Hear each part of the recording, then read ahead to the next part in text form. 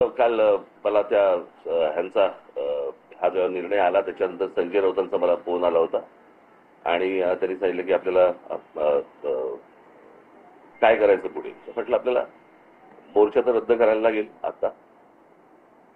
तर त्यांनी म्हणाले की आपण एक विजयी मेळावा आपण घ्यायला पाहिजे. म्हटलं घेऊया. म्हणाले मग 5 तारखेला आपण जाहीर केले तर 5 तारखेला घेऊया का.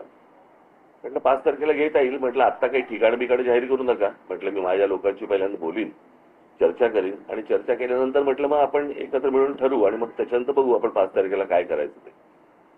तर त्याप्रमाणे 5 तारखेला तर अजून काही ठिकाण वगैरे ठरलेलं नाही. मी माझ्या सहकार्यांशी बोलीन, मग त्यांच्याशी बोलणं होईल, माझे सहकारी त्यांच्याशी बोलतील आणि मग त्याच्यातनं 5 तारखेचा मेळावा होईल.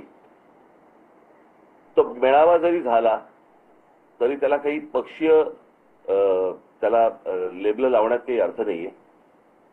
कारण हा खरा तर विजय हा मराठी माणसाचा विजय आहे आणि त्या दृष्टिकोनातूनच या मेळाव्याकडे पाहिलं पाहिजे आणि तुम्ही देखील बघितलं पाहिजे. अर्थातच मला आनंद आहे या गोष्टीचा की ज्या प्रकारे वर्तमानपत्र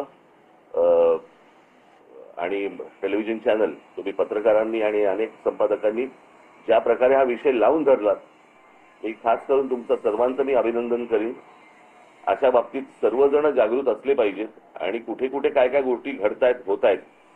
मला असं वाटतं हे महाराष्ट्राला तुमच्या चॅनलच्या वतीने, वर्तमानपत्राच्या वतीने कुठे कुठे हे काय गोष्टी मूर्तायत हे तुम्ही सांगितलं पाहिजे.